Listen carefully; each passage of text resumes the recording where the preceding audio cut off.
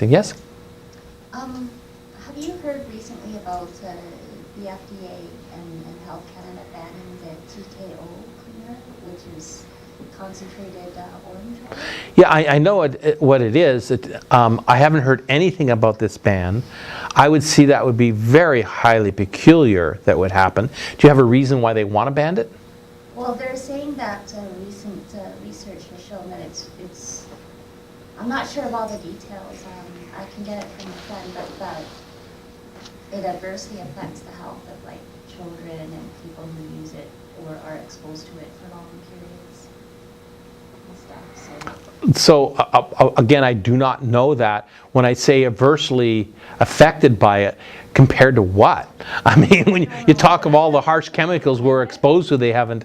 I mean, right now, I mean, there was an interesting study that came up the other day. They tested 22 $1 bills, American $1 bills, those are the United States. And out of the 22 $1 bills, 21 of them had such high things of parabenzamines or BPAs in them, which is extremely toxic, a hormone phenomena, that absorbed through the skin, that the average person handling money would get toxic levels in the bloodstream.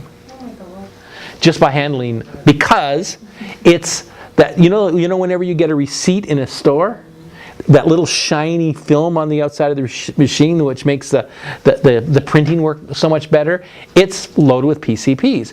And so because of all that,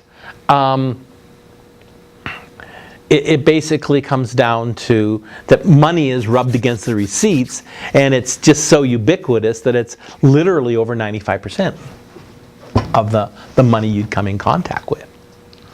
So I should wear gloves. So handling money might be toxic in a different way than we even thought. So what I'm saying is they're not going to outlaw money. They're not going to outlaw probably the receipts either. So is that more toxic? Well, we know it's really toxic. Is that more toxic than TKO? I would. I know, but they're pulling it from the shelves. Well, I'd like to find out more about that, Lily. I mean, I haven't seen it pulled from the shelves that I go to, and it certainly. But by coincidence, this week I'm going to be with spending the weekend with Health Canada, and so I will ask that question of the HBB and say, "Hey, what's with this rumor? Is this real, and why?" It's not a rumor. I saw a press release on it and stuff, and a few of my friends who are in the cleaning business, they're freaking out because they use it all the time. Yeah, we use it in our house all the time too. And it seemed like a very safe alternative. Now, the only reason it could be problematic is it breaks down fat, breaks down oil, and that's why it's such a good cleaning function. And so if you broke down oil too much and you swallowed it, it could be, because it smells like orange. And maybe because it smells like orange, they're worried about kids drinking it. But that doesn't mean they're going to ban bleach. And if kids drank bleach, it would be problematic too. So sometimes they want to protect us about it because we're so dumb as people. And just like you have to lock up your bleach from your kid, it's all right to lock up all cleaning substances.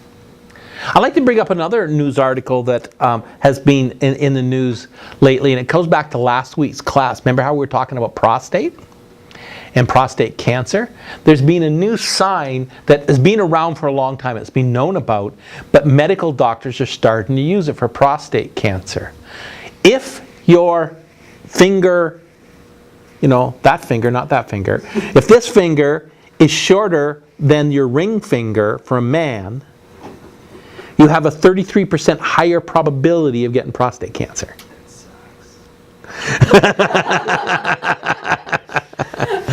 If they're the same size, and it depends on how much bigger, of course. But it doesn't mean you will.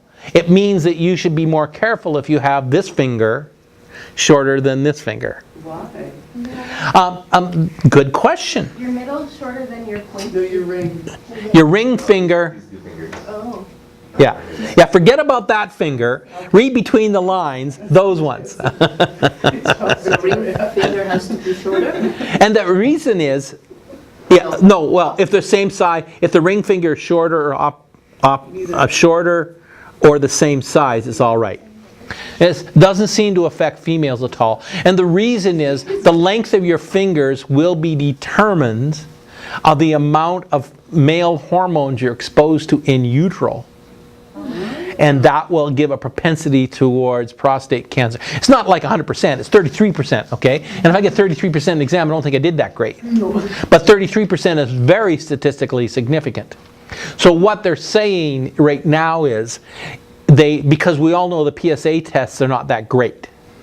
They're saying they should use the length of the fingers in concert with the PSA test, and they'll be more accurate than just using the PSA test by itself. Yes? Does it depend on what hand? Probably, but the studies I've seen so far have not looked at that.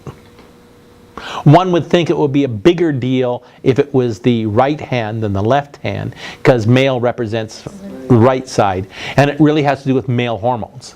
But I do not know the evidence there. The new obscene gesture. May your prostate rot out of you. Oh, that is gross, Lily. Okay. Well, yeah, but it might backfire. It might backfire that there might be a female one that comes up. Okay. Any other questions before we go to today's work? As you might remember, today is our last lesson. And just to remind all the people who showed up here a little late today that we do have an exam next week. It's open text. And again, you're allowed to bring in computers to the exam with a PDF of the files if you want to, but it has to be in a non-internet mode feature. And I won't be here. Jean Ann will be proctoring the exam. So are we allowed to bring in notes other than the text? Yes. Yeah. Are we allowed to share computers? No.